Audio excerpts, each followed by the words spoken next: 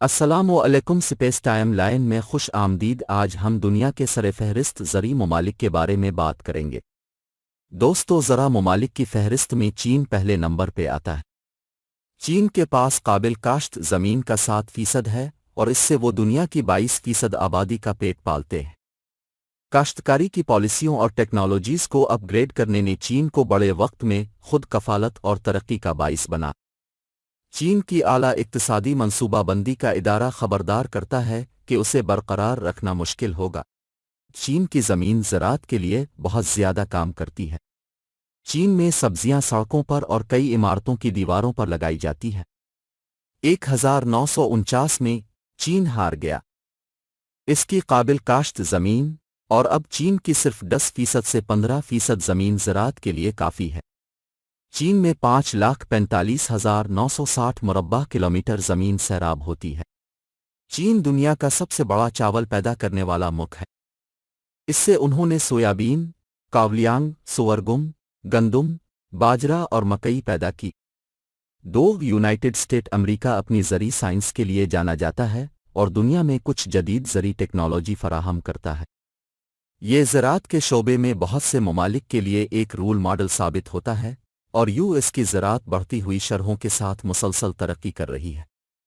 یہاں ترقی کرنے سے مراد سائنسی مٹی، فصلوں کا تجزیہ، زیادہ جدید مشینری اور کمپیوٹر کا بڑھتا ہوا استعمال ہے۔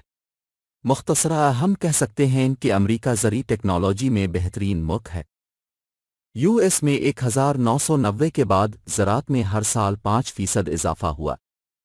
اس کے علاوہ ہر کاشتکار کی پیداوار میں ہر سال 0.84% اضافہ ہوا۔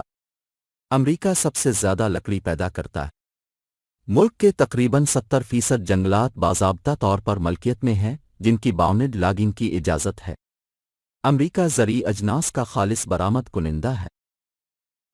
اس میں مکئی سب سے بڑی فصل تھی جس نے 24,72,82,000 میٹرک ٹن کی مقدار پیدا کی، اور دوسرا سویابین ہے جس میں 7,45,98,000 میٹرک ٹن ہے، اور تیسرا گندم ہے جس میں 6,93,27,000 میٹرک ٹن کا اضافہ ہوا۔ ریاستہائے متحدہ میں اہم فصلیں گنے آلو، کافی، چینی کی چوقبسور اور کیلے ہیں۔ برازیل تاریخی طور پر بہترین زرعی ممالک میں سے ایک ہے جس پر اس کی معیشت کی بنیاد ہے۔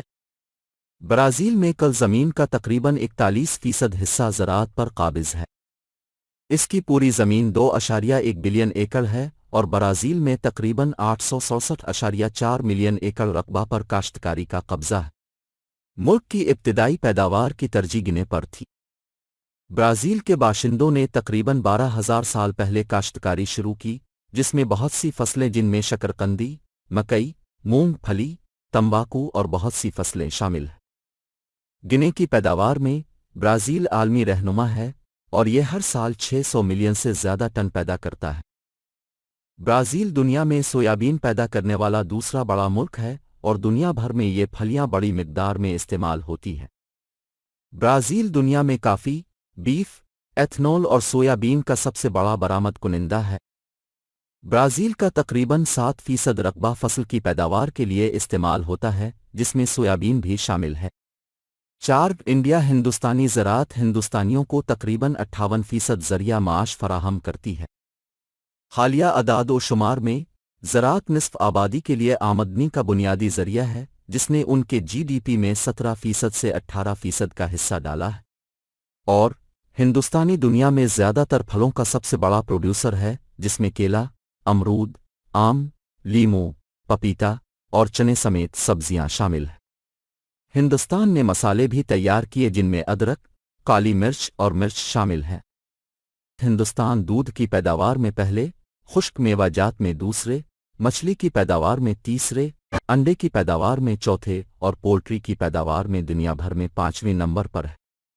گزشتہ 14 سالوں میں ہندوستانی زرعی پیداوار میں $87 بلین سے $397 امریکی تک اضافہ ہوا، جو کہ 11% سالانہ ترقی کی شرح۔ ہندوستان دنیا کا سب سے بڑا گندم پیدا کرنے والا ملک ہے۔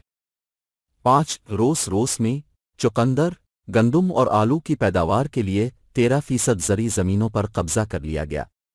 اناج رائی، جو، جئی اور مکئی ہیں۔ یہ روس میں اہم فصلیں ہیں۔ روس بنیادی طور پر صنعتی معیشت میں مصروف ہے اور اس میں زراعت کی ایک بہت بڑی صنعت ہے۔ کل روسی جی ڈی پی کا تقریباً 6% زراعت کی صنعت کے زیر قبضہ ہے۔ اس کے ساتھ روسی زراعت کی صنعت عام آبادی کو روزگار کے 16% مواقع فراہم کرتی ہے۔ روس میں 23 ملین ہیکٹر سے زیادہ رقبہ کاشت کیا جاتا ہے۔ زیر کاشت زمین کا تقریباً نصف حصہ اناج کی کاشت سے ڈھکا ہوا ہے۔ یہ ملک کے کل اناج کا 70% پیدا کرتا ہے۔ پورے روس میں گندم سب سے زیادہ غالب خوراک کی فصل ہے۔